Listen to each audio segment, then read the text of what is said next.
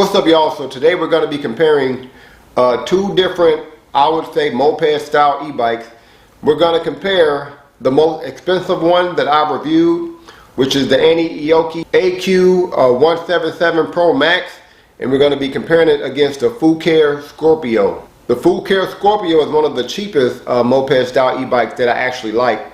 It's like around $1,000 if you use the discount code that's in the description below. Not sure if that discount code works when I post this video. If it doesn't work, just comment below if you want to purchase the bike, and I'll see if the company can reactivate my discount code. Now first we're going to talk about the dimensions of these bikes.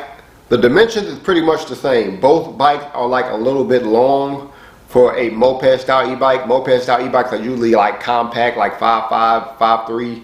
Both of these bikes are like 5 feet 8 inches long, so they're both comparable in that regard.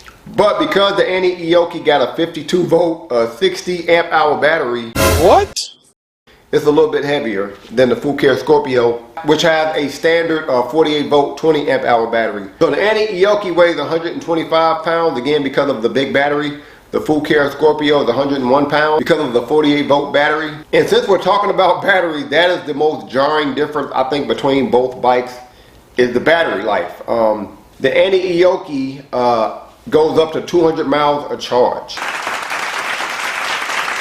And when I tested it, like I went on like a 20-mile bike ride, mainly in mode 4 and 5.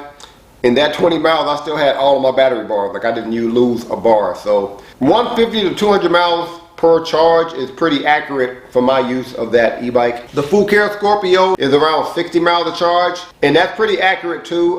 When I go on like a 15-mile bike ride, mainly in mode 4 and 5, because I think the Fucare is like really like a street bike.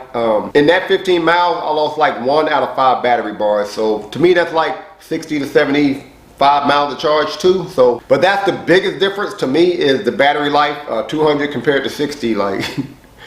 But, you know, different prices, right? Another difference between these two bikes, the Fucare has like street tires, not really all-terrain tires. You can use them in grass, but you might experience a little slipping because they're not as grippy as the tires that are on the Aniioki, which are like true all-terrain tires. But the Aniioki has the CST BFT tires. They are very grippy, but durability on these tires is kind of hit or miss. From my experience, the durability on the Fucare tire is a little bit more durable, but again, it's more of a street tire, so it's not as grippy. So now let's talk about the off-road capabilities of both bikes. I'm going to give the edge to the Aniioki because the Aniioki has a true like motorcycle style front fork where you can adjust the compression of the front fork.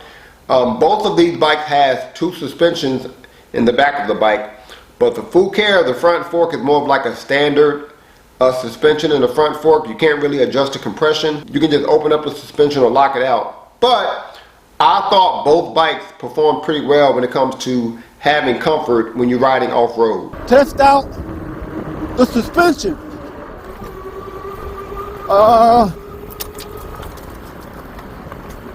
Alright. Suspension pretty decent. Yeah, that's pretty nice. I ain't gonna even lie. Better than the Aniioki A8, that's for sure. Keep going here. Yeah, that's pretty decent. Yep. I would say top 3 for sure regarding moped style e-bikes. Top 3. I think I can think of one moped style e-bike that has better suspension, barely, but on a scale from 1 to 10, I get a suspension of 9. We're gonna go through some grass that also got some hills on it. Really test out all this suspension that's on this bike.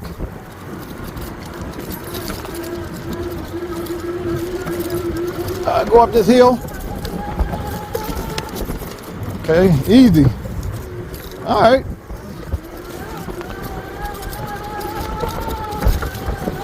All right, I would say maybe top 10 suspension. I wouldn't say top 3. Not bad though. But one thing I love about both of these e-bikes is it has an adjustable seat. I'm 5'11", like 6 feet with shoes on. A lot of these moped style e-bikes I can't use because a lot of times the seat is not adjustable and the bike are kind of low to the floor. So when I'm pedaling these moped style e-bikes, my knees are coming like way past my hip, which I don't like riding my bike like that. So what I appreciate about both of these moped style e-bikes is you have an adjustable seat where you can accommodate different heights of riders. And you can also accommodate like different postures, you know what I mean? So now let's talk about some of the bells and whistles of both bikes. I would give the edge to the Aniioki when it comes to bells and whistles. Starting with the fact that the Aniioki has a key fob alarm system. If I click the lock button on this, that turns my alarm on, and then if I click the unlock button, that turns it off. But if I turn it on, I'm going to turn my alarm on. Now I'm going to try to move the bike. This happens when I try to move the bike. It does that when I try to move the bike. That is so dope. So now I'm going to go ahead and unlock this bike, and then I'm going to hit this button in the middle to turn the bike on. Okay, so that turns my colorful display on. The Fucare is more of a standard battery setup. It's not really any anti-theft. You do have to click a button on the battery to turn the battery on. But they both have another feature that I love on e-bikes. I wish we had them on all e-bikes, which is the ability to change how tight your hydraulic brakes are with this knob on your handlebar. I love this feature because sometimes you want to have a more tight, strict brake. Sometimes you might want a little room on your brake so that you won't be mistakenly stopping by barely touching your brake. Both bikes have over 8 advanced settings on your display. The Aniioki does have more advanced settings where you can change things like your pedal assist sensitivity and your takeoff speed. What I've seen with the Fucare is you do have around 8 advanced settings, including the ability to change your pedal assist sensitivity, which is still a plus. They both have a headlight and a rear light.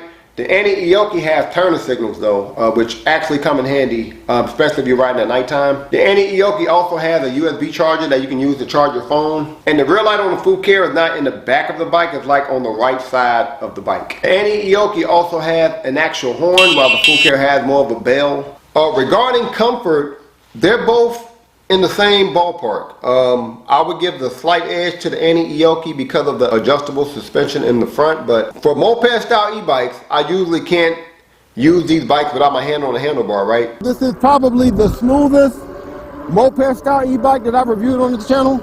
Like, I normally don't feel comfortable doing this on a moped style e-bike because they're a little lower to the floor and because of the motorcycle style front fork, but on this bike, I feel comfortable doing it. It's just real smooth. It's very stable.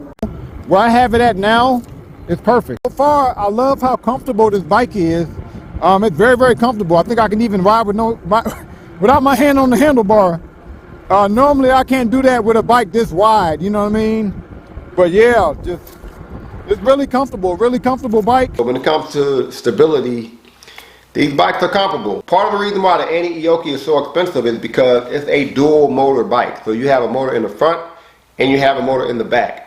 But you can get a cheaper version of this Aniioki if you just want a single motor in the back of your bike. If I was to buy an Aniioki, that's the one I would buy. The one with just a single motor, because all the dual motor does is get you to your maximum speed quicker. Although the Fucare has a 750 watt motor compared to the Aniioki, which has a 1000 watt motor in the back and a 750 watt motor in the front, the speed is the same. So we're now going to try max speed dual motor and kind of semi-flying there. So let's get by this curve and let's gun it. Okay, 29. I got to 29 pretty quick. 31, 33,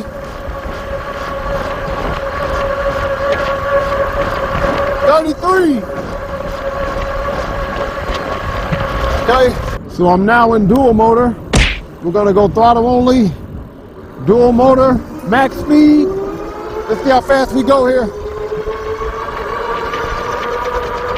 I got to 28 pretty quick on that one. All right, 30,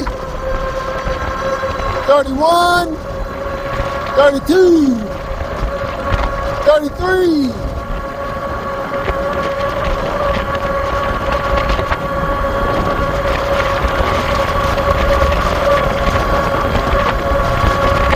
Okay, 33. We're gonna try to max speed throttle only, so I'm not pedaling. And we're in mode 5. Let's see how fast we go here.